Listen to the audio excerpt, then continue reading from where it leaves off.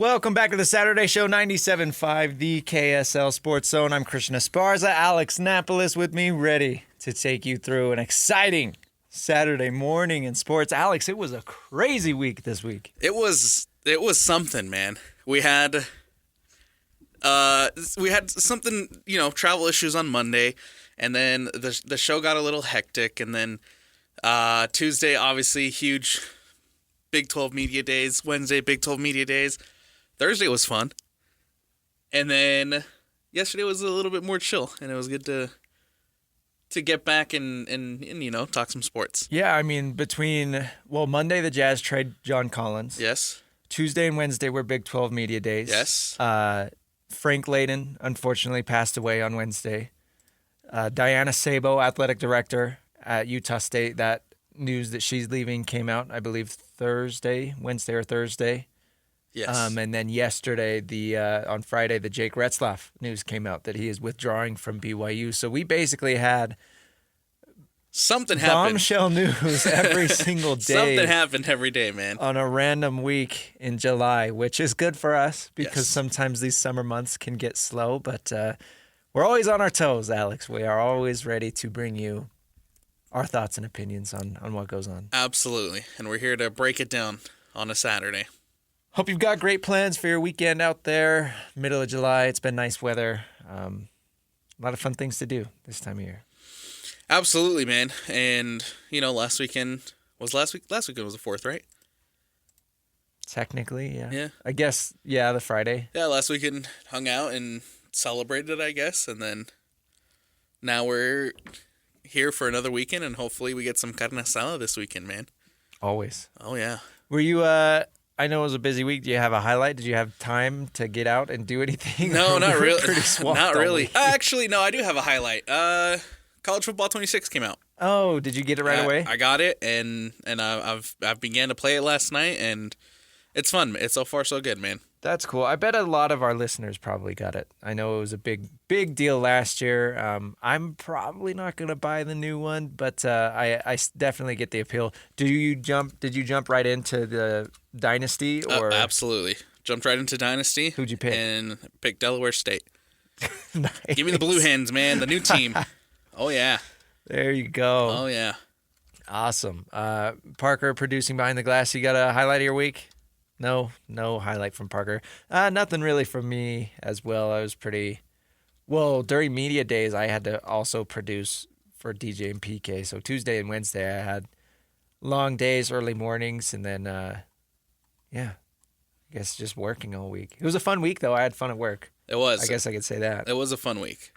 Hectic, but it was good. All right. Yeah, let's jump into some of this. I want to start off with media days. Let's do it. We'll start off with BYU because I think, especially with the Jake Retzlaff news coming out yesterday, I'm really intrigued and fascinated by this quarterback battle that's going on at BYU. And I know that it's tough to know what exactly to expect, I guess. And you go back to last summer, and they were having the quarterback battle between Gary Bohannon and Jake Retzlaff. And it seemed like Retzlaff did a great job last year, double-digit wins, Alamo Bowl, all that, and BYU was looking forward, I'm sure, to not having to go through a quarterback battle. Now they are, and it's between a true freshman in Bear Bachmeier and then two guys that have never taken snaps for BYU in McKay Hillstead and Trayson Bourget. But the interesting part about the BYU Cougars is the rest of that Alamo Bowl roster, essentially. I mean, they lost some guys, but their core players are all back. For the most part, they're returning. This is a team that was set to make a run for the Big 12 title game this year. Unfortunately, with the question mark at the quarterback position, that's the most important position. So going into this season, without a for sure answer at quarterback, we'll see. But again, that's what they went through last year, right? And it turned out just fine, right? So I can't wait to see who trots out week one.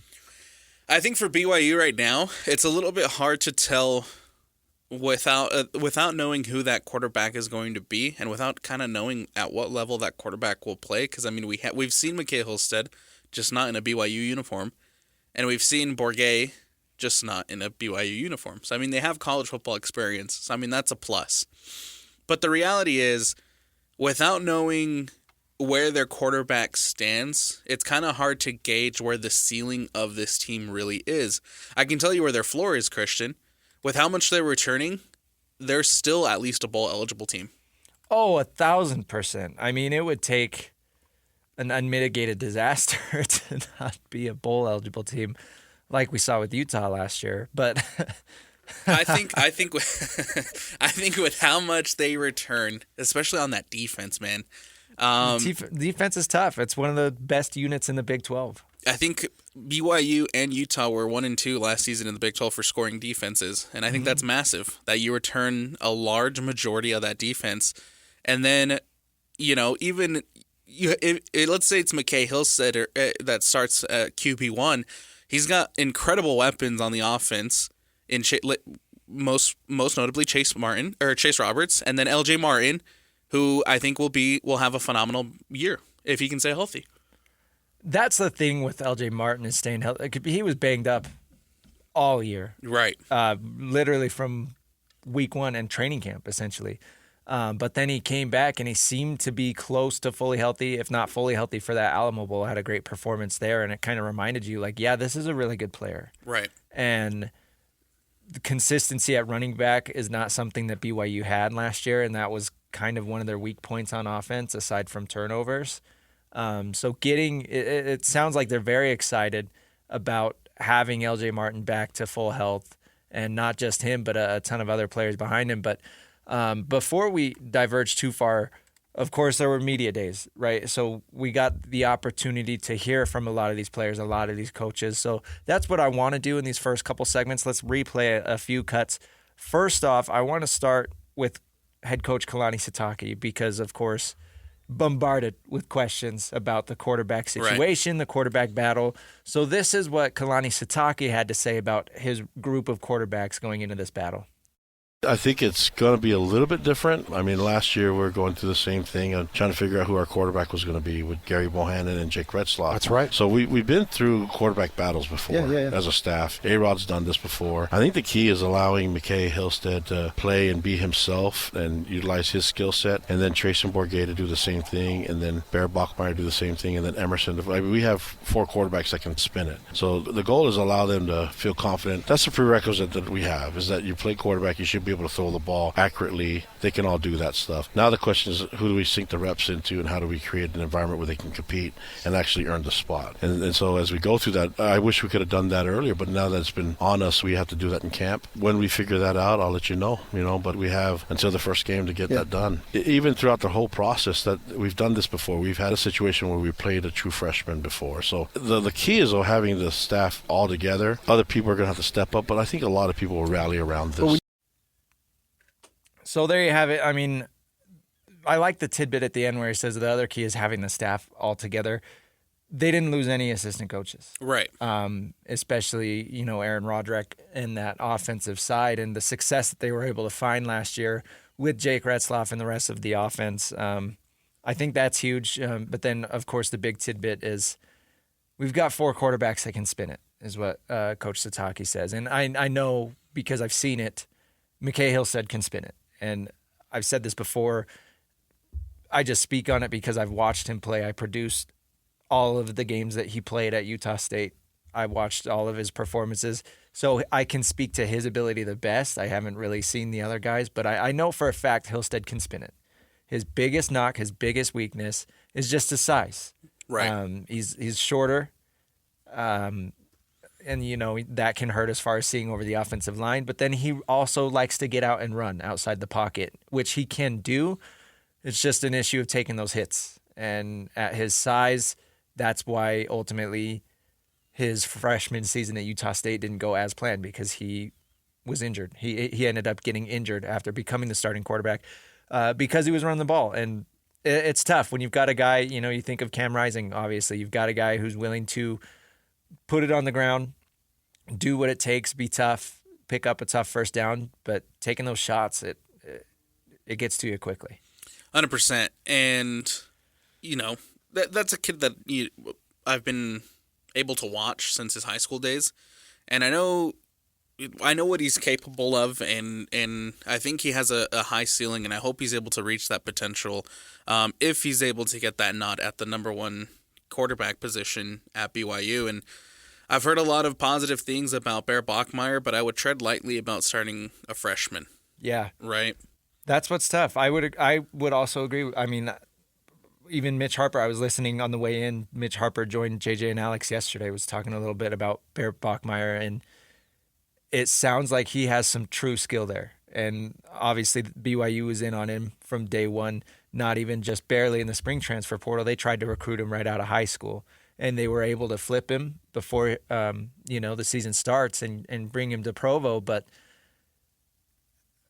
again, to compare to Utah, because the situation is a little similar. Like, right. Yeah, Utah right. trotted out a true freshman Yes. to start games, and that really submarined their entire season. I just don't think that's a good idea, especially when the rest of your roster is built to compete and go all in on this championship, on a championship run, essentially this season.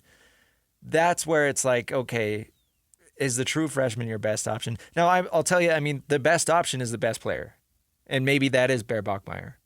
Who knows? I mean, they've got fall camp coming up here soon to figure that out. But I'm a little weary. I would be too. Yeah. I would be too. We've spun this record before, Christian.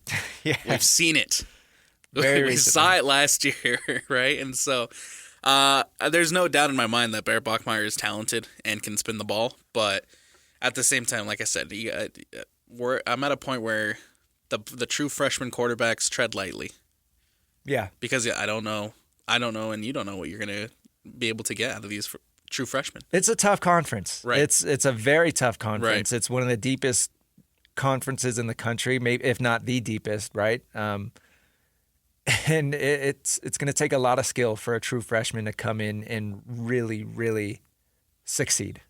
So I would agree. We'll see what happens here in the coming weeks. Some other news from BYU, the Big 12 for Media Days got rid of the media poll, as far as ranking the teams beforehand, but they still released the, preseason all Big 12 teams. Interestingly enough, a point that caused much controversy here in the state of Utah, no linebackers were selected. There were I don't think any defensive players at all, right? Ooh, from BYU or Utah? Not that I can remember. But the big thing is no linebackers. And you look at the linebackers at BYU, Isaiah Glasker and Jack Kelly, and then the dudes also at Utah, with Lander Barton and guys like that. Yes. To not have any of those guys representing the conference on the preseason team, I feel like that's a pretty big miss, especially considering what Jack Kelly did for this BYU team last year after coming in from Weber State. And he was tremendous. And Isaiah Glasker is right up there as well, especially after his performance against Colorado. I mean, he really splashed onto the scene. So I think that the BYU linebacker room is going to take that personally, Alex. And, they were buttoned up at Media Day, trying not to make a big deal out of it, all business. But it's good for a group like that to have a chip on their shoulder, to have a reason to perform. But I want to hear, this is what Jack Kelly had to say. Parker, remind me, is it Glasker or Kelly? Okay, sorry. Isaiah Glasker was asked about no BYU linebackers on the preseason all Big 12 team. Yeah, I wouldn't say too much about it. I'm just surprised my teammates didn't get it. They're at least one of them, but I don't know. No disrespect to the Big 12. They always got their preseason picks, but it's really about the postseason, and we'll see about the postseason. So. Yeah, I like it. I can agree more. Yeah. It doesn't. I mean, the preseason all-conference team is fun. It's it's good to look at. And in the case of like the BYU linebackers, you can potentially take that personally because I think that they should be on that list. Little motivation, exactly. But Glasker is 100% right. The one that matters is the one at the end of the season. And that's the important one. We can come into the preseason and do an all-conference team without seeing anybody take a single snap this season, right? And try to try to make the best team out of the conference with those guys, but the reality is the one that matters is the one at the end of the season after everything's said and done, and after you go and you show on the field that you are what you're worth. Preseason all-conference team isn't an actual accolade. Like, that's not an actual, it's like, oh, yeah, that's pretty cool that they're watching me, I guess. But, like, after a season or after a player's career, that's when you're like, oh, yeah, he was. Do you remember anybody? Do you remember anybody who made preseason all-conference team last year? No. Because I don't. I can tell you who made the all-conference team after the season. Right. Will Farron was there. Exactly. Keelan Marion was there. But I can't tell you anybody who was on that preseason all-conference team last season. Because it doesn't matter. Because, it doesn't matter. And like I said, Glasker's 100% right. The one that matters is the one that comes out at the end of the year. And we know they're going to show out. They know they're going to show out. BYU fans know that they're going to show out. I mean, this is a really, truly phenomenal group of linebackers at BYU. I mean, Glasker is as athletic as you can get for a linebacker. If you don't know his story, it's pretty interesting. I believe he started as a wide receiver and then played safety for BYU. And then they were like, you know what, let's beef you up and get you at linebacker because you've got real, that you got to have instincts. You got to have a certain mentality to play linebacker, and Glasker has that. So they transitioned him to linebacker, but because he used to be a wide receiver, because he used to be a safety, he's so fast, and his hips, he's able to, he's more fluid in the hips than a linebacker traditionally is. And you've got that versus Jack Kelly right next to him, who is your more traditional, tough SOB, stopping dudes at the line of scrimmage. Yeah. Like, I really had a fun time because I played linebacker in high school. I wasn't that good, but I played linebacker, right? So I really enjoyed watching them because it was like, man, these dudes are what it's all about. Absolutely, and you can tell that they command that defense, man. They are leaders, and the leadership that they bring to that defense, and they brought to that defense last season, I think was a massive part as to why this defense was so successful. Yep. And I think if you're BYU and the BYU fans, I think they should be feeling incredibly lucky that they return not just one of that tandem, but they got both of those guys back, and I think they're poised to have some huge years for BYU. 100%. I agree. Some other news that came out from the BYU side of Big 12 Media Days, Keanu Tanavasa made some waves, and we don't have to get into that because it was overblown. It was non-news to me, so I don't really want to get into that aspect. But I do want to bring him up because he is a massive addition for the Cougars. And you throw in the whole in-state rivalry thing coming over from Utah. It's different if, it's like a random guy who's maybe going to make some plays, maybe not going to make some plays. Tanavasa was one of Utah's best players last year. And he is expected to come in and not only be a good player for BYU, but be a leader on the field. So I think that aspect is interesting. And everything that came out of Media Days, even Stone, like our tech that was helping pull people over for interviews. He doesn't really know. He's not a football guy, really. He's not a sports guy.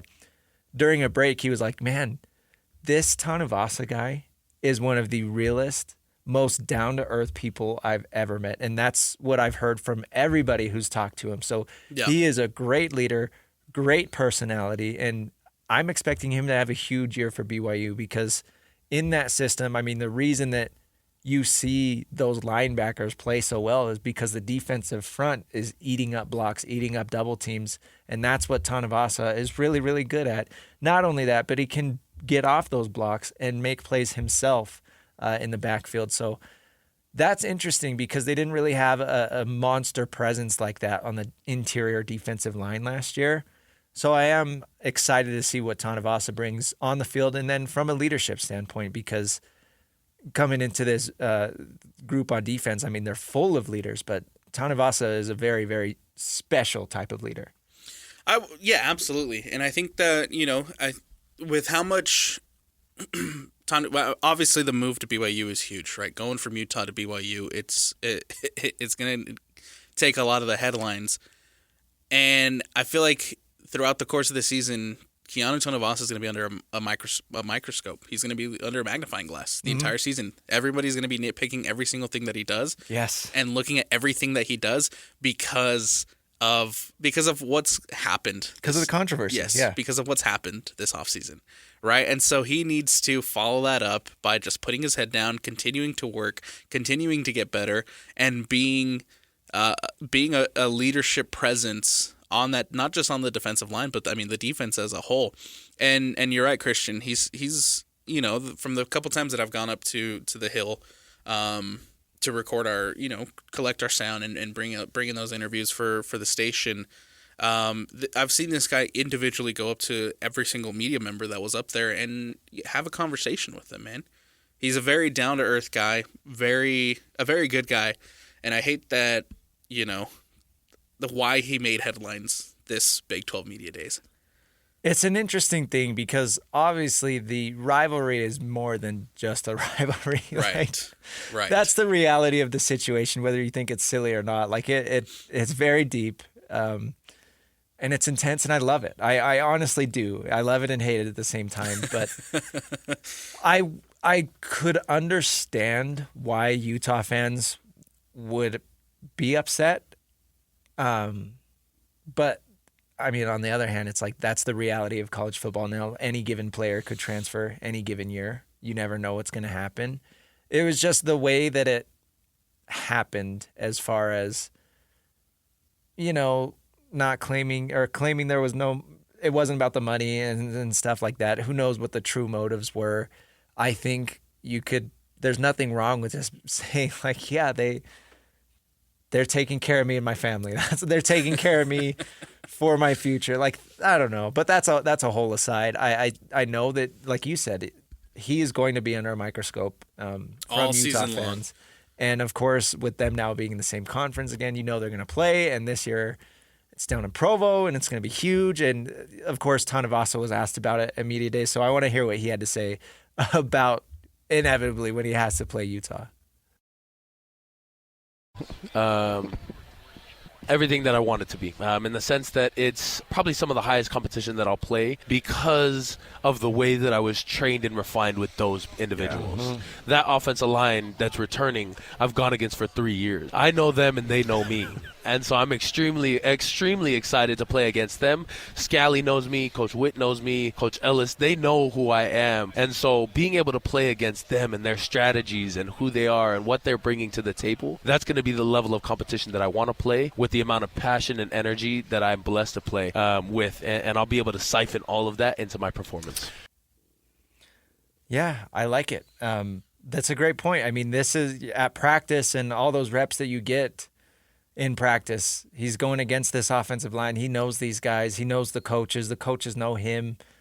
That's tough. And, I don't know if anything happened, but like sometimes summer camp gets heated. Training camp gets heated between the offensive and defensive lines. I'm not trying to say that Tonavasa ever got in a fight or anything, but I wouldn't be surprised because it happens. That's part of summer camp, right? It's part of the competition. So now you put that into a game situation and into I'm sure the Utah players feel like, hey, you did us kind of dirty. Not just any game situation, man. The rivalry. Right, the rivalry. So, yeah, you've got Utah's side saying, hey, you did us dirty. You've got Tonavasa saying, hey, I'm doing what's best for me. I trust my heart with my decision. I think I made the right move, and I'm here to prove that I'm right. And you have so much passion fueling both sides. I think absolutely. As far as right now here in July, that's the storyline that I'm watching for when these two teams play. Right. It's not some comments that were taken out of context from Keanu Tonavasa this week, right? It is the storyline when it comes to Keanu Tonavasa is one. I think he's a phenomenal fit for BYU, and I think he's going to thrive in Jay Hill's under Jay Hill. I think he's going to absolutely thrive. Jay Hill is a phenomenal coordinator. I'm excited to watch that partnership and him joining that BYU defense. I think it's going to be great. That's the storyline you need to watch. The storyline you need to watch is Tonavasa taking on Utah. Yeah. Quite frankly, in October. October 18th. Those are the fun ones to watch. It's not the misconstrued, taken out of context comments that were going all over social media. Yeah. October 18th. It's going to be a fun weekend, Alex. The rivalry, man. All right, let's take a break. Coming up next on the other side, we're going to get into the Utah side of things. Want to hear Coach Whittingham opened up about coming back for another year. I thought that was super interesting, so we'll get to that next. Stay with us. It's the Saturday Show, 97.5, the KSL Sports Zone. Welcome back to the Saturday Show, 97.5, the KSL Sports Zone. I'm Christian Esparza, Alex Napoles with me. Thanks for making us part of your Saturday morning. Hope you've got great weekend plans ahead of you, whether it's barbecuing, out fishing, out on the boat, whatever. We live in a great area. Yeah, man. I mean, the wonderful outdoors is so accessible. It's nice, so take advantage of it. You're within an hour drive of some of nature's greatest spots. Yeah. In just about any direction, right? You go an hour west, you're out in the Salt Flats. You go an hour east, you're in the Wasatch Mountains. North, south. There's stuff to do everywhere, man. Hour north, you're in Brigham City. Oh, come on. Love it up there. Oh, I've never been, man. You've driven through there, right? I've driven been through it. Lowe's. I've driven past it, but I've never, stopped in Brigham City. It's almost, okay. Earlier it was a joke, but right now I'm being serious. It's almost peach season in Brigham City. You got to go up there and try some Brigham City peaches. All right. Late summer. Okay. I'm going to do it. Anyway, let's get back to media days, Alex. Last segment, we were talking about BYU and everything they've got going on with their quarterback situation. I want to mention, we briefly brought up Jake Retzlaff. We're going to talk about that situation later in the show. I wanted to focus more on media days and what Coach Kalani Sitake and some of the players had to say. That's why I didn't really bring up, we didn't get in too deep about Jake Retzlaff. We're going to talk about that later, coming up around 11:30. So stay tuned for that. Right now, though, I want to talk about the University of Utah and their kind of thing that they've got going on, because they are coming off of back-to-back very disappointing years after back-to-back Pac-12 championships. And so it's interesting because, especially last year, Utah gets accepted into the Big 12, and a lot of fans on Twitter were online talking about how that's beneath them and it's just a stopgap while they await a Big 10 invite, and they were going to run through the Big 12 conference and they were going to win. And admittedly, they were picked first. They were picked to win the conference by the media and all that. And then it was a disaster, 5-7, due to a myriad of injuries, including to Cam Rising for the second straight season. Just crazy. Like, even just thinking about the Gatorade cooler incident, it's like, I can't believe that is how a player's career essentially ends. It's At wild, Utah, man. for somebody as legendary as Cam Rising. But anyways, that's all in the past, and now Utah is trying to move on and trying to get back to being an elite program in this country. I mean, you look at, again, those back-to-back Pac-12 championships, and even the couple years before that, like they were getting up there as far as blue blood football. They were one of the more respected programs in the country. Yes. So that's what they're trying to get back to this season. The amount of respect that this program earned after those back-to-back Pac-12 championships, I think, it's put Utah in a completely different light. And I think that's probably why it's so disappointing that through the course of injuries and turbulent seasons, right, you follow that up with an 8-4 year, and then you follow that up with a 5-7 year in your first season in a new conference. And so I think right now Utah's in a really great position, right? Because they're kind of back to being an underdog. Yeah. And that's where Utah has always wanted to be, and that's where they've always wanted to thrive, is in that underdog role. Maybe it's no coincidence that as soon as they were not the underdog anymore is when they started to underperform. But I like how you phrased it right there, Alex. You said they earned respect after those Pac-12 championships. They earned enough respect for everybody to look at this program after last season and say, hey, that's the anomaly. That's not the Utah brand that we're used to. We trust Kyle Whittingham to bounce back because he is a great coach and he's done it and he knows how to fix things. Right. And so when you talk about respect, that's what respect is. Any other program has a 5-7 year, they're picked last in the preseason poll, right? Like Right. people, or not last, towards the bottom, whatever. Houston, Cincinnati.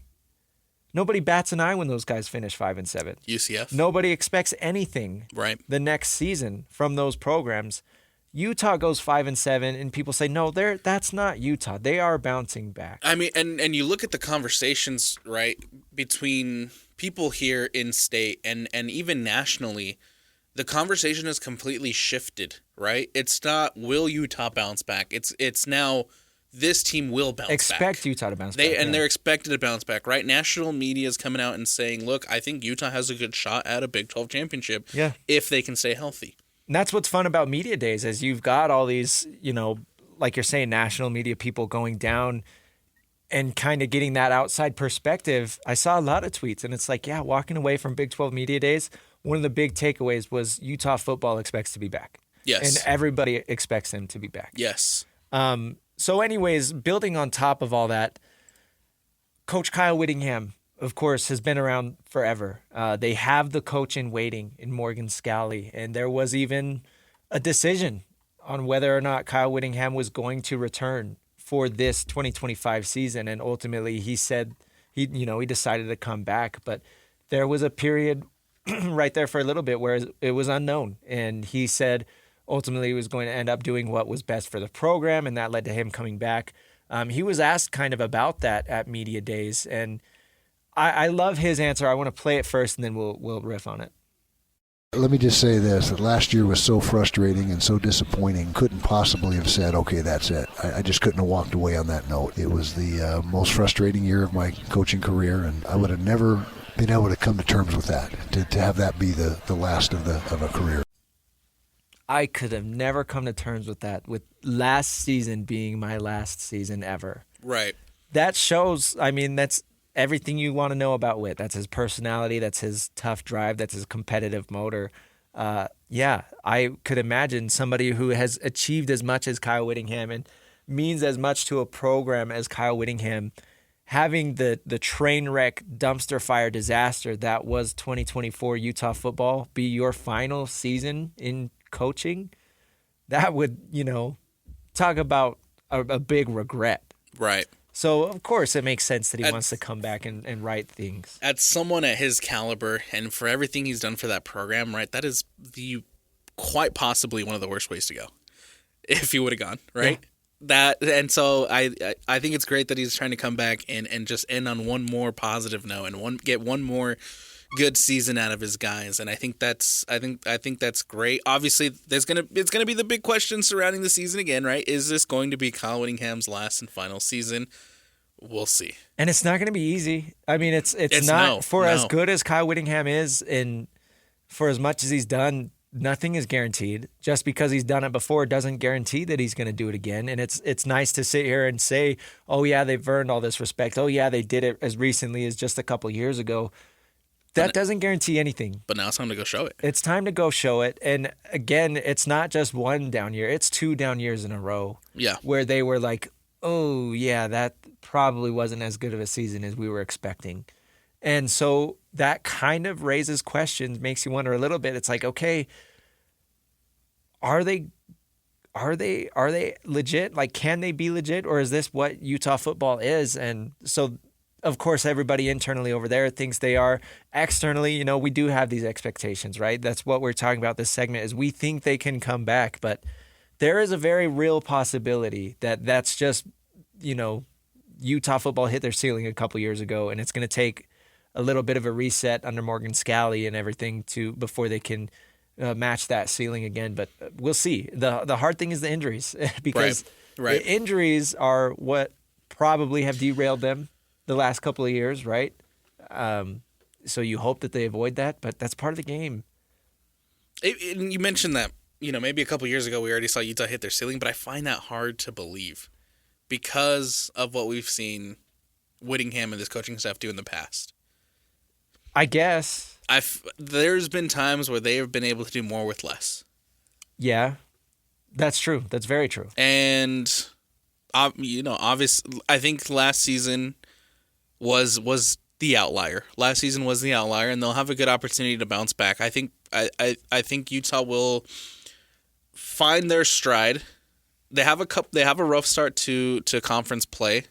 They have Texas Tech early, right? But I feel like if Utah can find some sort of stride up until the very end of the season, they're going to be in the conversation of will they make it to the Big 12 championship.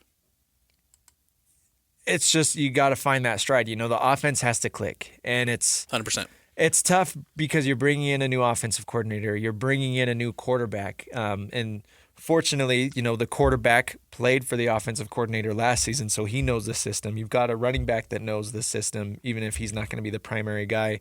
But it sounds like, and of course, this is what you're going to hear from everybody, even the bottom feeders. It sounds like the offense is going to be good. Like they're not going to come out and say that it looks bad. But yeah, of course. I am interested to see Devin Dampier. And you know what? I saw some opinions online. I saw a lot of people saying that Devin Dampier was an average level Mountain West player. And that's simply not true. He was the Mountain West Conference Player of the Year. Right. Like he was. He led the fourth best offense in the country. Right. We're not just talking Mountain West. Right. It was the fourth best fourth highest scoring offense in the entire country. There you go. He was always going to transfer to a power level school, whether or not he was following Jason Beck to Utah. Like that was always in the cards because that's what happens when you are the Mountain West Conference Player of the Year. You're going to get power level teams hitting up your phone, hitting up your agent and saying, hey, let's do this. Right. So, of course, Dampier is going to come to Utah. And I think it's a very big insult to say that he was an average level Mountain West player. I thought it was funny. Maybe it was trolling. Maybe I just got trolled. Maybe. But at the same time, right? There are very real questions. It's the same conversation we had with the linebackers at BYU, right? Not making the all-conference preseason team. Yeah. Maybe Devin Dampier's looking at stuff like that too and using that to fuel what could, like I said, hopefully and ultimately be a season where Utah is competing for the Big 12. Yeah. It's and if they are competing for anything, Devin Dampier is going to be a big part of that. And I know that fixing his turnovers is a big emphasis. I know that kind of raising the touchdown number through the air is a big emphasis. Yes. He finished 12 touchdowns, 12 interceptions through the air. Of course, all of his damage he did on the ground. He's incredible. He's electric on the ground. So that's the big emphasis. But it's, again, Kyle Whittingham, Devin Dampier. Yeah. Head coach, quarterback. When it comes to Devin Dampier, that's the thing I'm looking at, right? Is can he cut down the interceptions? Because we've talked about it before on the show, Christian. 12 is a lot. Yeah. 12 interceptions, and it's not a good ratio when you go 1-1. And so you need to improve, right, your passing game. And I feel like if Devin Dampier continues the production that he's already had in the running game that we saw at New Mexico, and is able to add a passing game to that, watch out. Yeah. He's a very legit player. He's just got to stay healthy. And I just say that because quarterback at Utah has not been able to stay healthy the last 2 years. And not only quarterback, but literally every other position on the roster. It's a sensitive subject for Utah fans. I know. I'm sorry, guys. I'm sorry. But I'm excited because it's a little bit different than what we've seen at Utah. Right. It's a little bit of an outside-the-box sort of thing. And then you get into the whole wrinkle with it wasn't just Kyle Whittingham who chose Jason Beck. Morgan Scalley played a big part in the decision because he is the head coach in waiting. So you want to make decisions that are going to make him comfortable when it's his time, and make sure everybody's on the same page there. But I ultimately, circling back to the original point, like it is time for Utah to bounce back. Back-to-back down years seem like that's the anomaly right now. That seems like that is the outlier. And because of the respect that Utah has earned, because of the respect that Kyle Whittingham has earned, you expect a turnaround this year. Will we see it? That's the question. I think so. I mean, they're going to be bowl eligible. I would be absolutely floored. I would be if they're not shocked. bowl eligible. I would be shocked if this team doesn't at least make bowl eligibility. Yeah. Right? If they go any less than 6 wins, that would be a massive, massive failure. Even with bringing in Devin. I mean, obviously, like, even if this team can stay somewhat healthy, they have a pretty high floor. Yeah. Right? And so if they're not able to make a bowl this season, then alarms will be raised. Last time that Utah football had back-to-back below 6-win seasons, 2012 and 2013, 5-7, both years. Yeah. So, I mean, they did just go 5-7 last year. Uh-oh. But, no, I mean, my point obviously being it's been a long time under Right. Kyle Whittingham that this team has not been bowl eligible back-to-back seasons. So, all right, we got to take a break. Coming up next, we'll hit technical fouls. There was a funny golf course fight that took social media by storm. We'll jump into that. Deion Sanders was very funny at the podium, as we all expected. So we'll get into some technical fouls next. It's the Saturday Show, 97.5, the KSL Sports Zone. Welcome back to the Saturday Show, 97.5, the KSL Sports Zone. Time for technical fouls, one of our favorite segments every week. And Alex, I've been planning this one since early on in the week. Sometimes some gold just comes out and you're like, you pocket it. Can't wait to talk about this on Saturday. Yeah. And this is one of those situations. I can tell you're Oh, excited. I'm so excited. Yeah. So, and I'm excited that you haven't seen this yet. I have not. I have no idea what this is. So, okay, long story short, I'll set this up. It's at a golf course in Canada. Yes. This guy is playing slowly. The group behind him says, "Hey, can you speed it up?" or whatever. The guy starts on purpose being even more slow. And then they start yelling at him some more, and the slow guy is clearly he's had some drinks, and he's just yelling, and eventually he charges at the guy yelling at him. Not knowing the guy yelling at him is Nick Tarnasky, former NHL player. He played for a long time for the Tampa Bay Lightning, and he was known as, what do they call it, a goon. That's kind of the term in the NHL, like guys that their sole purpose on the ice is to get under the other team's skin and cause some fights. All right, so the guy charges Tarnasky. Tarnasky literally throws him into the pond. The guy charges him again. Tarnasky grabs him by the collar, like you see in a hockey fight. Yeah, He yeah. grabs him by the collar, pulls him in, hits him, pulls him in, hits him. And they just start fighting. And anyways, we have audio from it. It's a shortened version. Just a warning, if you do go find this video, the actual video swears a lot. We found a censored version. So this is that. You guys need to get off the golf course. Yeah, we will. Go now. I don't know. Pack up. Go now. Don't know Get in the car and go. I don't know what you're doing. You're not scaring anybody. You're just making yourself. Hey, man. Come on, man.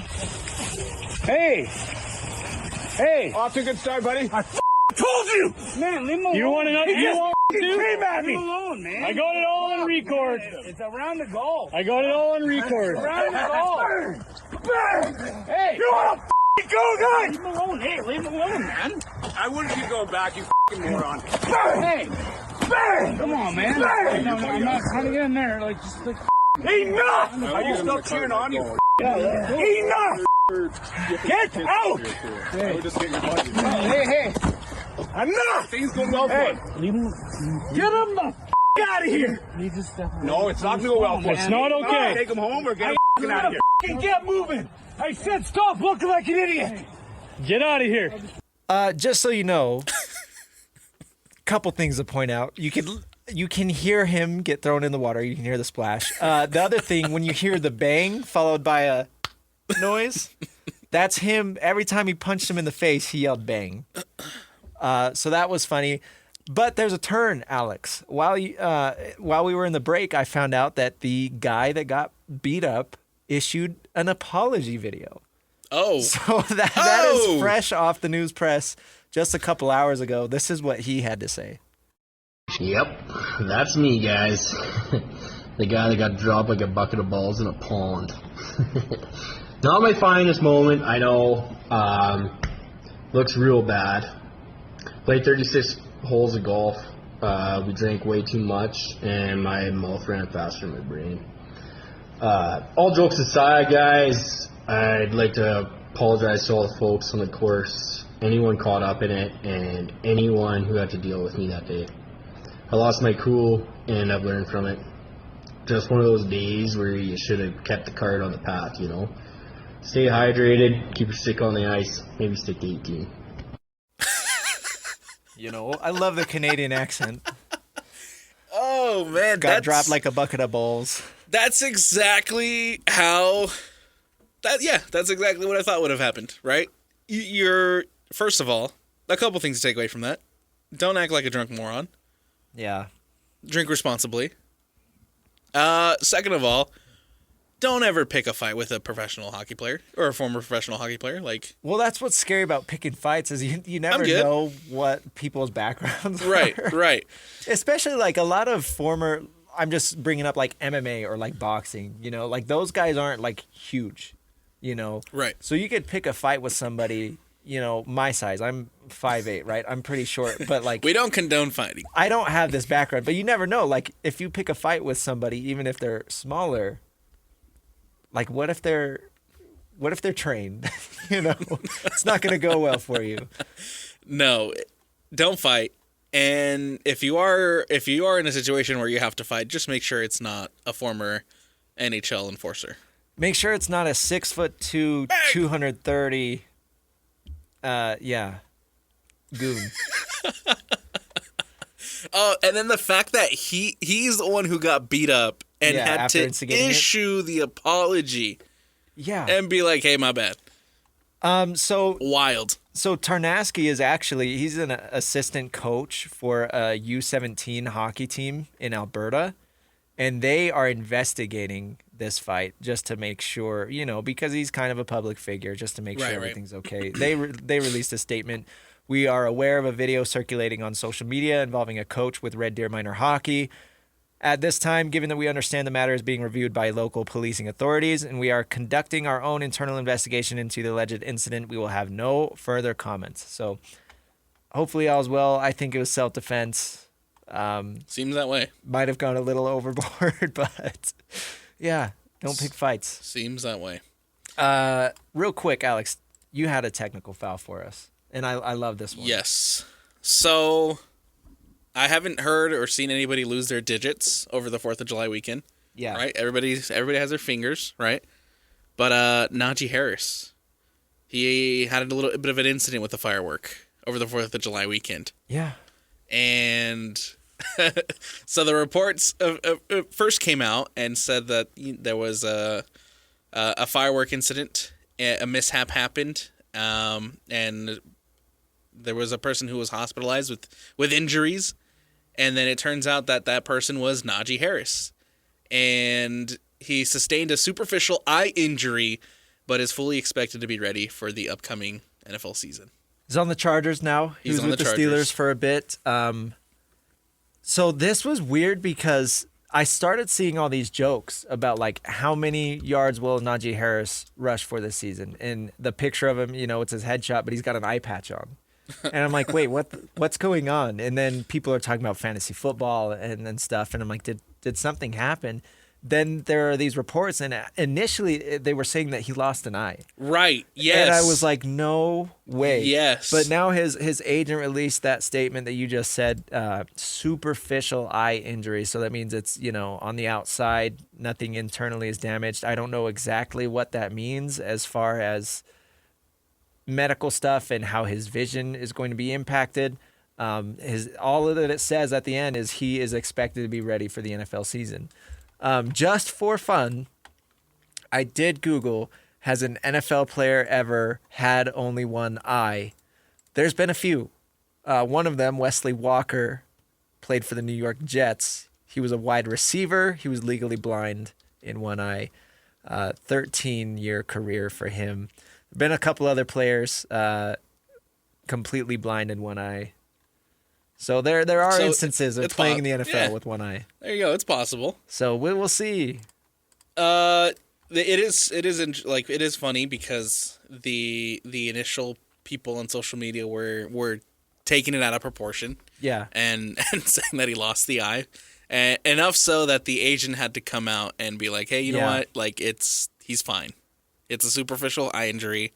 He's going to play. Fine being the, what exactly does that mean? Yes. But we'll see. We still don't know the extent of the injury. Yeah. But obviously he's doing well enough that he's going to be playing when the season starts up. So, that's good news. I looked more into this incident. Apparently there were some more serious injuries. I think somebody did lose a hand or fingers. Oh. So that's very unfortunate. I hate the fireworks stories of people getting injured, and it happens every year. Of course, Jason Pierre-Paul, NFL player, is one of the more notable stories. Completely blew up his hand. He lost, I think, 2.5 or 3.5 fingers. But, I mean, fortunately for him, he was able to come back and still enjoy a very successful and productive career after that. He still had double-digit sack seasons with 1.5 hands. So that's pretty crazy. But anyway, we'll see what Najee Harris does, I guess. Hopefully all is well. And then wishing for the best for the people that were actually injured. Yes, absolutely. Before we make fun of this, I guess, we already made fun of it. We already made fun afterward. of it. After the fact, we hope everybody's okay. And we wish our best. All right, let's take a break. Coming up next, Alex, let's get into the Utah Jazz in Summer League. They played their first game in Las Vegas Summer League last night. Of course, Salt Lake Summer League wrapped. We'll get into that next. It's the Saturday Show, 97.5, the KSL Sports Zone. Welcome back to the Saturday Show, 97.5, the KSL Sports Zone. I'm Christian Esparza, Alex Napoles with me. Thank you for making us a part of your Saturday morning. Alex, let's talk Jazz. Got to start it off with some news that came out on Monday. We were just talking in the break, like, this week was so long, I can't believe the John Collins trade happened on Monday. Like, that feels like ages ago already. And although it was a while ago, we still want to give our thoughts and opinions about it. Absolutely. In case you missed it, the Utah Jazz engaged in a 3-team trade, sending John Collins to the Clippers. And the Jazz ultimately they ended up with Kevin Love and slow-mo Kyle Anderson and a second-round pick. That's his nickname. Yeah. I want to point out, while I mentioned the return there, the thought early on was that Kevin Love was going to get bought out. He's still on the team. Yeah. He hasn't been bought out yet. I was thinking about that yesterday, and so we'll see what happens there. I was a little surprised that he hasn't been bought out. I don't know how long their timeline is. You would think with it being summer and free agency, they probably want to try and do it quickly. He probably wants to try and get bought out quickly. Maybe they're trying to trade him or something. I don't know. I don't know if he has any trade value. I mean, they literally had to attach a pick to Colin Sexton to get off of him. So I can't imagine that they would get anything in return for Kevin Love. But Kevin Love, he joins the infamous all-time never suited up Jazz roster with Russell Westbrook and Derrick Rose. Yep. That's all the people who still have their Westbrook jerseys. Yeah, right. Add a Love jersey to it now. Why not? But it's funny, you search up, John Collins trade or whatever, there are all these articles. Tim McMahon from ESPN, he was on the Hoop Collective podcast basically saying that, this is his quote, he said, he was too damn productive last season, talking about John Collins. I don't even remember all the injuries they came up with to make sure he didn't play. They limited him to 40 games last year. He played in 70% of their wins. They didn't win much, but they won too often with John Collins in the lineup, and he was a reason. They had to get rid of him. They couldn't have him on the roster. And it's funny seeing the national media, come out and speculate about that and catch on. Yeah, we've been saying it all summer. You heard Austin Ainge say that in his introductory press conference. You won't be seeing that this year. That wasn't in reference to tanking and losing games. No. That was in reference to manipulating minutes, coming up with the fake injuries. And how do you get around that and still lose games? You trade these guys away. Yep. And John Collins is a vet. He's in the quote-unquote prime of his career, and he honestly gets to go to a good opportunity where he should be able to shine in a contract year with a playoff team in the Clippers, who I know they didn't make it far in the playoffs, but they pushed Denver to 7 games, and that was a really fun, exciting series. So now he gets to go play with Kawhi Leonard and James Harden, and it's a big difference from playing with this young Jazz squad. So he gets to go actually play meaningful basketball, and that's what's best for him. And what's best for the Jazz is they offload this vet, and they can play their young guys. We talked about it last week, right? When we were trying to figure out the rotations and trying to figure out the lineups, we were talking about John Collins and how he was kind of the one that was on the outside. And we talked about how John Collins probably had his best year as a Jazzman last season. And he did. And he did. And that led to wins. And obviously 70% of the wins where he was involved for the Jazz last season, that's insane. They only won only won 17 games. Right. But I mean, it's not a lot. You're right. 70% of that is not a lot. Right. But regardless, right, you had to move on from John Collins, unfortunately. Yeah. If you're wanting to continue to focus on the youth development, tanking, then you had to move on. There's no point in keeping John Collins around. Literally nobody was benefiting from it. The Jazz were not benefiting. John Collins was not benefiting. Jazz players are not benefiting because you could look at guys like Flip and some of the other younger guys. They're losing minutes, so they're not benefiting. It was in everybody's interest to move on. And then I've seen some people say, "Oh, they're not tanking this year. They're just playing their young guys," which is different. Tanking is a vague concept. I would argue you're always tanking unless you are trying to win the championship. Unless your goal is to win as many games as possible, you're tanking. However you want to label it, youth movement. Yeah, that's what it was. Whatever. That's still tanking, and I would think that's what the Jazz are doing next season, based off of the decisions that we've seen. And you can do it the kind of icky way that they did last year, as far as like this says, making up injuries, and they got fined for it, or you can clear these guys off the roster and put the young guys out there. Whatever you want to call it, I'll still call it tanking, because again, they're not focused on winning games. So, and by the way, I don't have a problem with that. I think next year especially, that's what you got to do. But that's where we're at. And 2 years of John Collins in Utah. Ultimately, the trade, I think, is a net zero. I mean, they gave up Rudy Gay and a second-round pick to get him. They get two, basically, I don't know what Kyle Anderson is going to do. They could stick him around. Kevin Love, I'm going to assume, is not going to suit up, and then a second-round pick. So it's whatever. Yeah, and I mean, I agree that you have to move on from John Collins. I don't know if I necessarily agree with the return that you got for John Collins. Especially coming off the season he had last season, I feel like you probably could have gotten more. Well, that speaks to, again, a 17-win roster. That's what we talked about it with Colin Sexton. We talked about it with Jordan Clarkson. Like, when you win 17 games, everybody on your roster loses value. Yeah. Nobody wants those assets. And again, pointing to, I think it was either Austin or Danny. I think it was Austin. He was on DJ and PK, and they asked, you've got a lot of vets on the trading block, but I haven't moved them yet. Like, what's the deal there? I'm paraphrasing there. That wasn't the exact question. But he basically said, you can't trade guys away if other teams don't have interest in them. And if the Jazz are only winning 17 games, teams aren't watching the Jazz saying, who can we pick from this roster that we want to add to our team? Right. And we all saw that John Collins played very good basketball. And we all saw that, again, he helped the Jazz win games. He's going to help teams win games if he's put in the right situation. So we would think that he has a higher trade value. But again, after that Colin Sexton trade, it's like, man, almost nobody on this Jazz roster has positive trade value, it seems like. Not until they start winning basketball games. 100%. And, I enjoyed watching John Collins, and I hope that he goes over to the Clippers, man, and he finds some success there. And he continues to build off what, again, last season was one of my favorite Jazz guys to watch. Yeah. So. Well, yeah, hoping for the best. And now, as far as vets that were on this Jazz team the last couple years, it's Lauri Markkanen. And Walker Kessler is the longest tenured Jazz player, beating out Lauri Markkanen by a couple months. That's insane. Which is crazy to think about. That's insane. So, yeah, we'll see. It's a full-on youth movement. It still remains to be seen whether or not Lauri Markkanen is going to get traded eventually, but we will see. We will see. Let's move on to Summer League, Alex. The Jazz played their first game of Las Vegas Summer League last night. They lost to the Hornets, 111-105. That was after going 3-0 in Salt Lake. So it was a good showing. here in Salt Lake City. Where should we start with this? You want to talk Ace Bailey? Let's start there. Because he's the 5th overall pick. He's the draw. Let's start there, yes. And he's the draw. And then you had NBA Twitter, official NBA accounts, tweeting out promotions for this game where you got the picture of Ace Bailey and Con Knipple. Yeah. You know, that's the storyline. That's what people are going to tune into this game to want to watch. But Ace Bailey wasn't playing.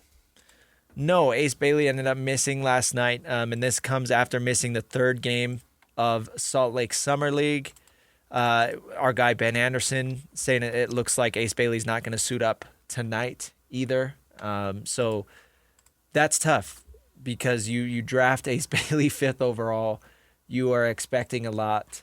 You are expecting to see some flashes in Summer League, and we did see some flashes, and you would hope to see that continue, but can't see it if he's not on the floor. So game 1, he looked okay. He really struggled from the field. What was he, 3 of 13 or something like that? Really struggled to put it in the net, but his rebounding stood out. And this is a guy who you talk about rebounding, and that's traditionally like your star players normally don't want to rebound. As far as mentality-wise, getting in there, digging out rebounds, being tough off the backboard. A lot of star players kind of shy away from that. But it was very clear from basically the opening tip, Ace Bailey was not afraid to get in there and grab boards. So even when he was quiet shooting, he's rebounding. And then that translated to a very good game 2. He made some tough shots. He had some good putback opportunities because of his rebounding.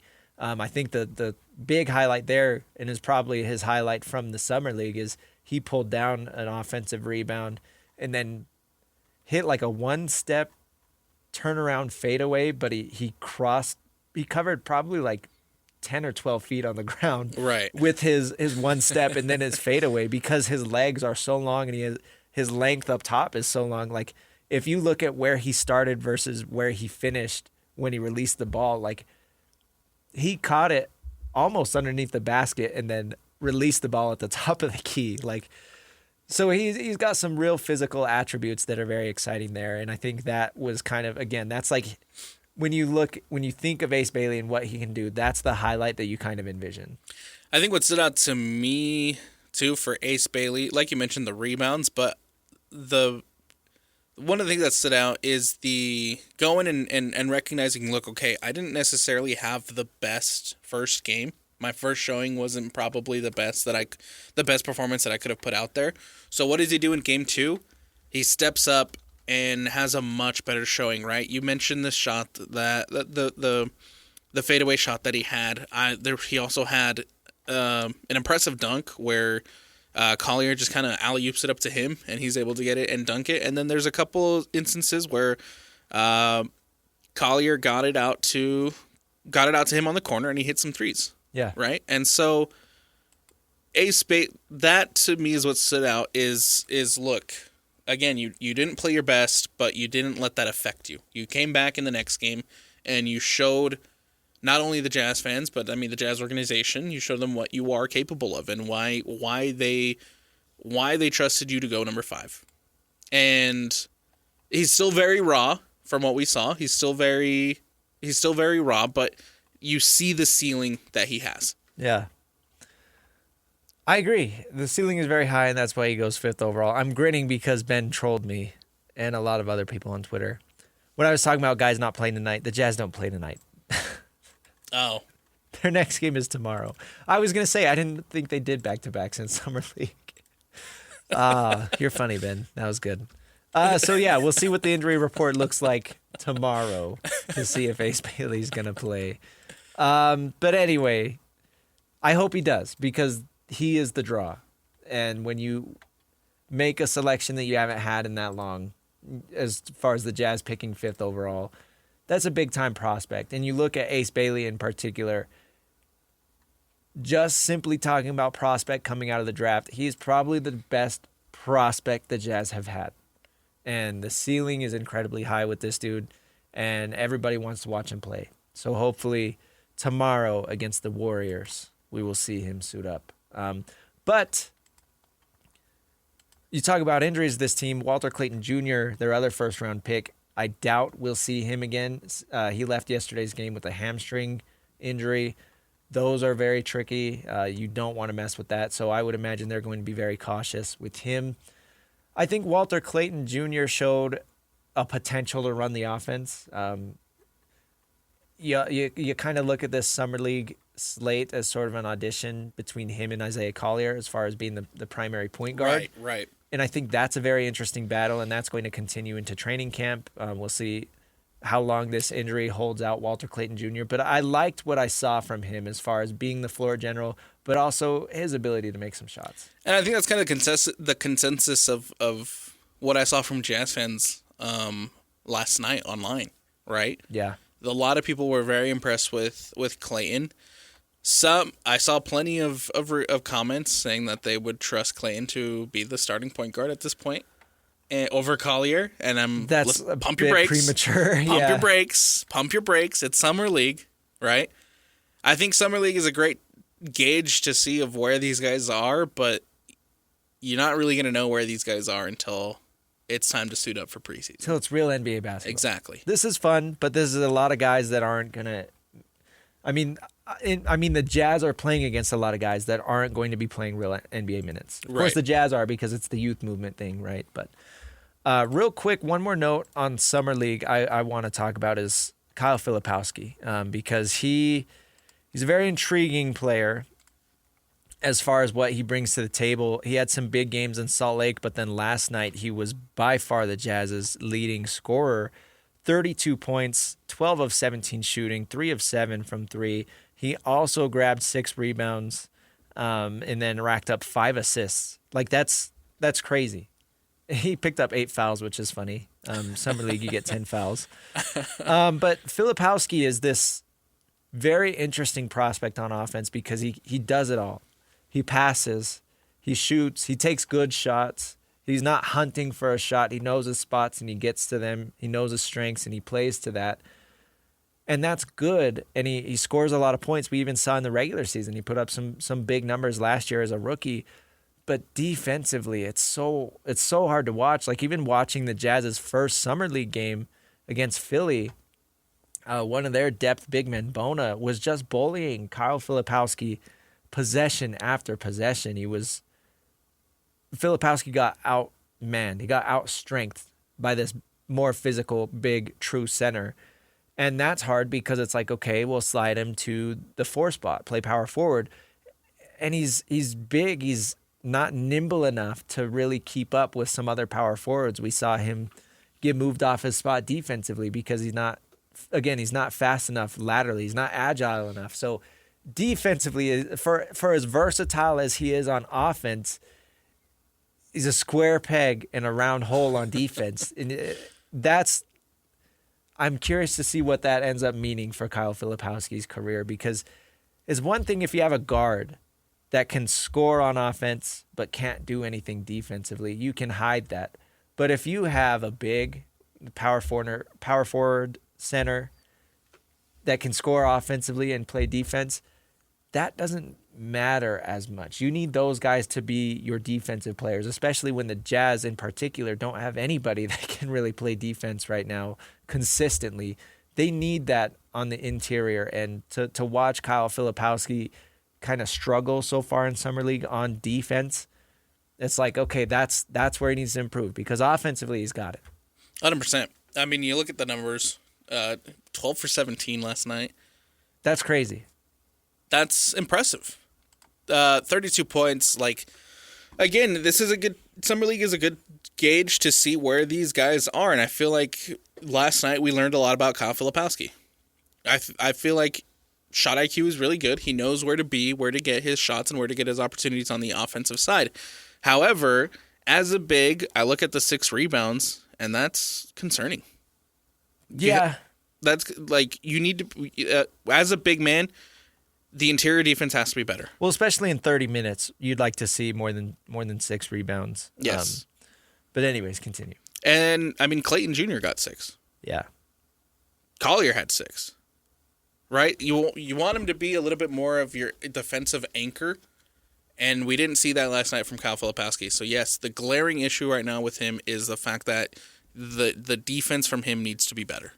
I am curious because you look at their starting lineup last night, and of course they kind of toyed lineups throughout the night, and you're dealing with injuries right now, so you don't know exactly how this is going to go. But the starting lineup was Walter Clayton Jr., Isaiah Collier, Cody Williams, Elijah Harkless, and Kyle Filipowski. So you're playing Kyle Filipowski as the center last night. I don't think Kyle Filipowski is going to be playing center in the NBA. So that's a bit interesting that he's doing that. Maybe they are going to play him at the 5 a little bit to be Walker Kessler's like true backup. But again, if Walker Kessler is this big defensive presence, but then your backup is the complete opposite of that, I don't know if that's the right way to go. Right. I think they could play together. I'd like to see them share the floor, which obviously maybe they will. I'm sure that Kyle Filipowski is going to be in the starting lineup alongside Walker Kessler. That's probably the plan for the regular season.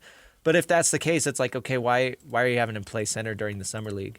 But anyways, we'll see. I mean, that's the thing. Summer league is the opportunity to just try things out. It doesn't mean anything. It's just throwing spaghetti at the wall and seeing what sticks.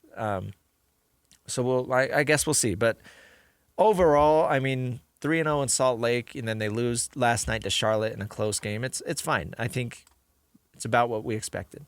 So.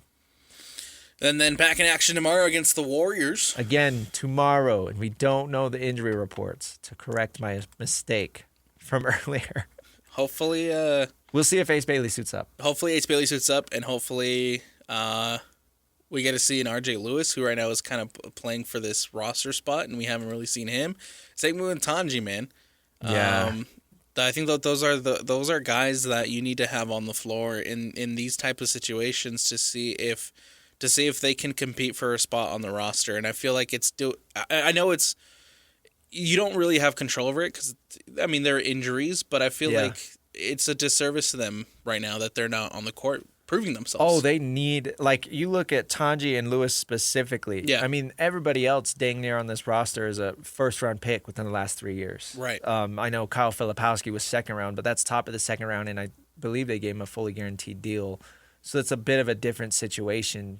You know, you can essentially call him a first rounder with an asterisk. Anyways, you look at Tanji, you look at RJ Lewis, second round pick and an undrafted free agent. Like, those are the guys that Summer League is for because they are fighting for their NBA careers. They are fighting for roster spots. So I hope that they get over their injuries quickly. As you mentioned, they're probably very real injuries because this is a very important situation. And for them to not be out there, it's like, oh, yeah, that's when they need to be out there. Right. So I hope we can see them soon because I am curious in both of those prospects. 3 games left, and so there's still a little bit of time, but hopefully we can see them on the court, man. And if they don't end up playing in Summer League, it's not the end of their careers. I mean, they still have it's literally just getting started. So it's not a nail in the coffin or anything.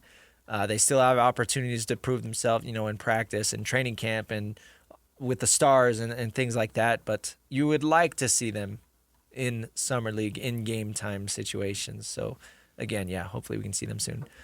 We got to take a break. Coming up next, we will talk more about the Jake Retzlaff situation. He announced yesterday that he is withdrawing from the BYU football program.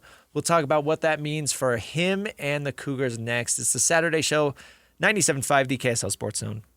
Welcome back to the Saturday Show, 97.5, the KSL Sports Zone. I'm Christian Esparza, Alex Napoles with me. Thank you for tuning in, making us part of your Saturday morning. Time for 5 minutes of. Got a few more things to talk about. Not a lot of time left, so we'll jump around a little bit. Let's start with this. Alex, yesterday, Jake Retzlaff speaks up, releases his first statement since, May 21st, I think was the date. When the civil lawsuit was filed towards him. I know his lawyer released a statement on his behalf, but this is the first thing that we have heard from Jake Retzlaff. Of course, the case has since been dismissed. So this is the aftermath. This is what Jake Retzlaff had to say. After a lot of prayer, reflection, and conversations with those I trust, I've made the difficult decision to officially withdraw from BYU and step away from the BYU football program. BYU has meant more to me than just football. It's been a place of growth spiritually, mentally, and physically. I'm grateful for every teammate, coach, staff member, and fan who supported me along the way. The relationships and memories I've made in Provo will always be a part of me. That said, I'm excited to turn the page and embrace the next chapter. My journey is far from over, and I'm more motivated than ever to keep chasing my goals. Signing off, Jake Retzlaff, a.k.a. BYU. That was a little crazy with the nickname that he got to point out. He called himself that. He was the one that kind of pushed that nickname. Anyway, I mean, this is not.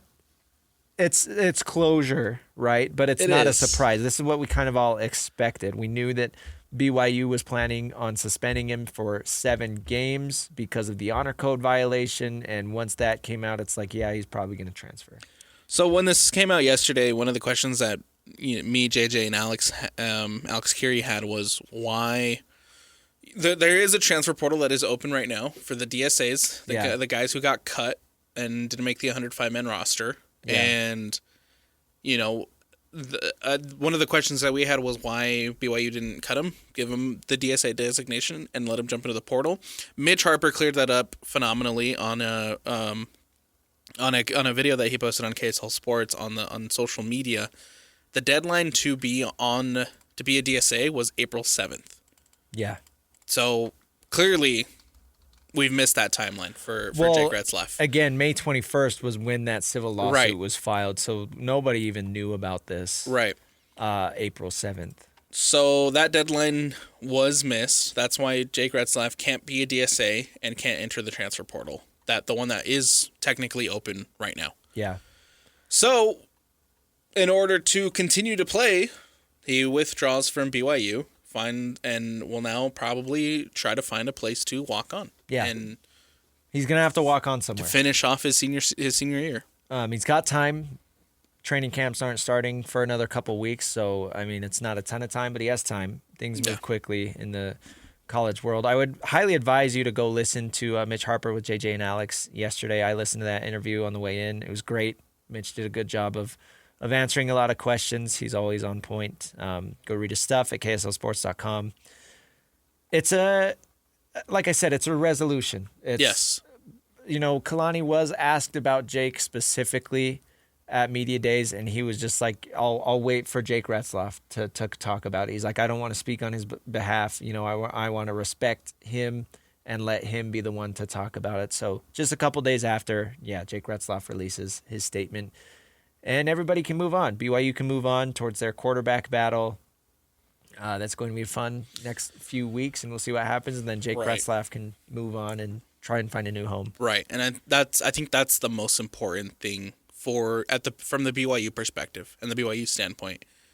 You don't have this lingering question of whether or not Jake Retzlaff is going to play, whether or not he's going to stick around after he serves his suspension. Right, there's clarity. His plans, he's going to leave, and he's going to move on, which in turn means that you need to move on and find your quarterback. Yeah. And that's the most important thing, right? I think when you look at a guy like Chase Roberts, he's going to want to know who's throwing him the ball, right? And so if there was going to be lingering conversations and lingering questions of who your starting quarterback was going to be, obviously, right now you're entering a quarterback battle, but now you don't have the lingering question of Jake Retzlaff. Retzlaff moves on, you move on, and now you're focused in on your quarterback battle, and I think that's huge. Yeah, everybody's just excited to get the product on the field, right? And I think we're all excited to just close this chapter because it's been a crazy saga from start to finish. It really has. And now we get to move on. Some other news locally, a big one, unfortunately, a few days ago, Frank Layden passed away at age 93. And that was huge because you look at where Utah sports are right now, and I can confidently say, and I think everybody else would agree, Utah sports, all of them, whether it's the Mammoth or the Jazz, obviously, or even RSL to an extent, and you could even throw the Bees in there, like they would not be where they're at without Frank Layden. And that's how important he was in bringing, obviously he played a part in bringing the Jazz here. He was an executive there, but then he was also a longtime coach in their first era here. Like that's he's a very iconic figure. If you throw up Mount Rushmore of Utah sports figures, Frank Layden's on there. 100%. And his impact that he had on this team and this state and this market is still being felt today, 45 years later. So it's tough. So rest in peace, Frank Layden. And again, thank you to everything that you've done for the Jazz and for Salt Lake City and the state of Utah. True Utah through and through. Drafted John Stockton. Drafted him alone. As the executive, right? Mm-hmm. Picked Jerry Sloan onto his coaching staff and then ultimately decided to help Sloan get the job. Ultimately steamrolled. Following him up. Yeah, ultimately steamrolled a franchise that needed to start turning in a direction to win, and was the architect of a team that made 2 NBA finals. Yeah, and again, like that's what, of course, collegiately you've got BYU and Utah, but like professional sports in Utah are built off of those 2 finals appearances. Yeah. Like that's been the peak of professional sports here in Utah, and you don't get there without Frank Layden. And you don't have the Utah mammoth. Like with all these dominoes that fall, you don't have the mammoth here without Frank Layden. Like it's again, his impact is still being felt to this day, even though he hasn't been involved with the Jazz for a relatively long time. So that's always tough news when you see somebody like that go, especially with who we work with, right? Everybody knew him. We never got to meet him, but everybody knew him, or at least knew somebody that knew him, right? And immediately after the news came out, you guys had Thurl Bailey on, who Thurl played for Frank Layden. And he was able to come on and talk about his impact on both Thurl Bailey's life and then the Jazz as well. So that was tough news earlier this week. He leaves behind a very important legacy, man, and we wish nothing but the best for him. I mean, for his family. Yeah. Yeah. All right, we got to take a break. Coming up next, we will wrap the show up. Stay with us. It's the Saturday Show, 97.5, the KSL Sports Zone. Welcome back to the Saturday Show, 97.5, the KSL Sports Zone. I'm Christian Esparza, Alex Napoles with me, wrapping up another edition before you can, we'll let you loose and go enjoy your weekend here shortly. But, Alex, we've still got a lot of news left. Left it out of last segment. I wanted to talk about it here because I have an actual kind of good comparison that I think you can let me know. Anyways, we'll talk about this here. Diana Sabau, Utah State Athletic Director. It was announced earlier this week that she is leaving the program. She's going to be going to Maryland as an associate, I believe was the title. So a lot of people were kind of confused by that. Senior Deputy Athletic Director. That's the title. Thank you. Yeah. And it's tough because it's a new year, same story for Utah State. I mean, you look at everything they've had to do, even as far as going back and finding a new basketball coach essentially every year, and then finding a new athletic director, and that was Diana Sabau, and then finding a new football coach. And, you mentioned a year ago, because of the local politics, everybody in Logan, I should say, a lot of people in Logan, not everybody, they were not fans of Diana Sabau when she came in. I remember seeing the comments online, man. The Utah State fans were not pleased with Sabau after what happened last summer. Yeah.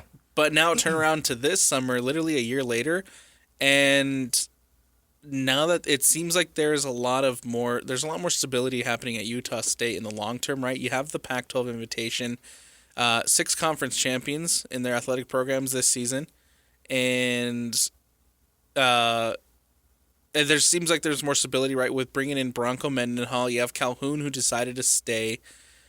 I think that there's promise for the women's basketball team eventually under Wesley Brooks. There's promise there for Utah State to have some long-term stability, and Diana Sabau oversaw a lot of that. She did. I mean, even just looking at the macro, essentially, the big ones, moving up to the back, getting them into the Pac-12, bringing Bronco Mendenhall in. I mean, that's always going to drive your athletics department, is your football coach and what conference you're playing in, because that determines, your revenue and all that. So those are huge moves made by Diana Sabau that are going to benefit Utah State athletics for the foreseeable future. Unfortunately, her time at Utah State was not very long, and that's just what Utah State has turned into, is a stepping stone program. And a lot of people obviously were questioning why she's taking what you would think is a step down at Maryland. I want to give a shout out to Casey Smurthwaite. He's a writer, a sports business writer, covering D1 schools, and he does a lot of stuff covering the Mountain West right now. He put an article out yesterday basically talking about how Maryland's actual athletic director, he used to work in the MLB, because you look at kind of power conference athletic directors and the job is so different now than what it traditionally used to be. They're basically running, it's like business operations stuff. Right. A lot of stuff that athletic directors haven't always had to do. So essentially, Diana Sabau is going to be keeping a lot of the responsibilities that she had in Logan as far as more traditional athletic director stuff, handling fundraising and things like that for Maryland, while this other guy is focusing more on the new world of college athletics as far as how you handle the revenue sharing, just because there is so much that has to be done right now that's too much work for just one person. So while title-wise that's not the same and it could be seen as a step down, role-wise and potentially even salary-wise, it's going to be similar. And we know that she comes from the Big Ten. She has connections to this individual. I'm trying to find his name. I think it was Gene Smith. She worked with at Ohio State. So there's a relationship there, and that's why she went, presumably, to go work with him at Maryland. So, tough news for Utah State. We also mentioned Diego Luna. He's playing tonight for RSL. He's making his return. They're playing Houston. Long-awaited return of Diego Luna. Hey, man, undefeated in 3 straight. Yeah. Can RSL make it 4? Houston coming to town. At America First Field, so if you don't have tickets, go be there.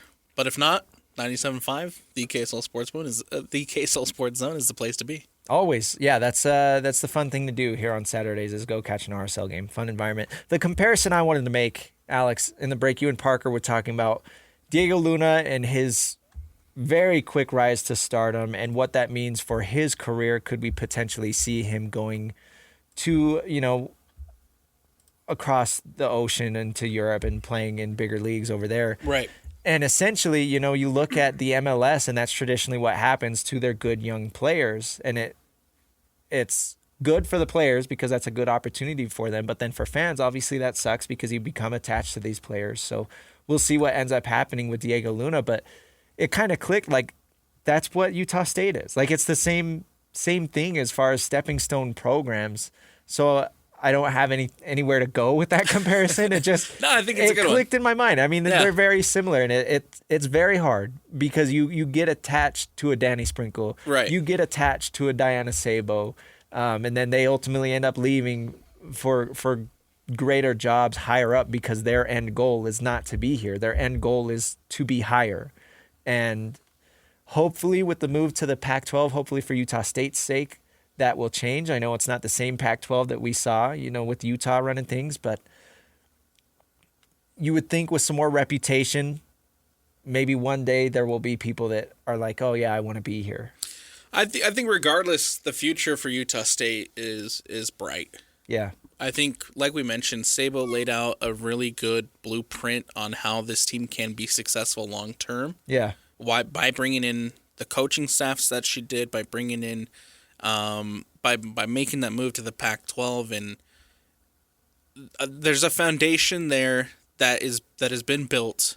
Now it's up to the next person to continue to build that pillar, and continue to build those walls, and make Utah State not just a stepping stone program, but a program that can really be competitive and win some championships in the Pac-12 too, and maybe be one of these programs that arises as one of the new stars of this new conference. On one hand, it's hard because you have Danny Sprinkle in place and Bronco Mendenhall in place, it's good because they are very well-respected coaches. Sprinkle went to the Calhoun. Dude, I'm on like my 4th coach in 3 years. I know. Calhoun, you're right. My apologies. I was going to say that's not right. Anyways, Calhoun takes them to the NCAA tournament Right. in his first year in Right. Logan. Right. He's well respected. He knows what he's doing. Bronco Mendenhall. We can go on and on. So it's nice to have those guys already in place for the upcoming athletic director. But then it's hard because he didn't pick those guys. Those are Sabo's guys. Sabo picked Calhoun. Sabo picked Mendenhall. So I'm curious to see what that relationship ends up looking like with the new athletic director coming in who didn't pick the coaches in place. But if they keep winning, there's no reason to not keep them around. And I trust them to keep winning. The new athletic director is coming into a very good situation. Exactly. And that's the situation. As long as, I mean, and, you know, this is Bronco Mendenhall's first year, right? He still has to prove it. But he's earned the respect because of what he's done in this state in the past. Yeah. With BYU. Yeah. Right? As long as the teams are winning and being successful, there's they're great coaches. Yeah. Right? There's no reason to tinker with that. So we'll see what, like you mentioned, we'll see what that relationship ends up being. All right, that wraps up another week for us. Thanks for listening, and we'll catch you next Saturday. It's the Saturday Show, 97.5, the KSL Sports Zone.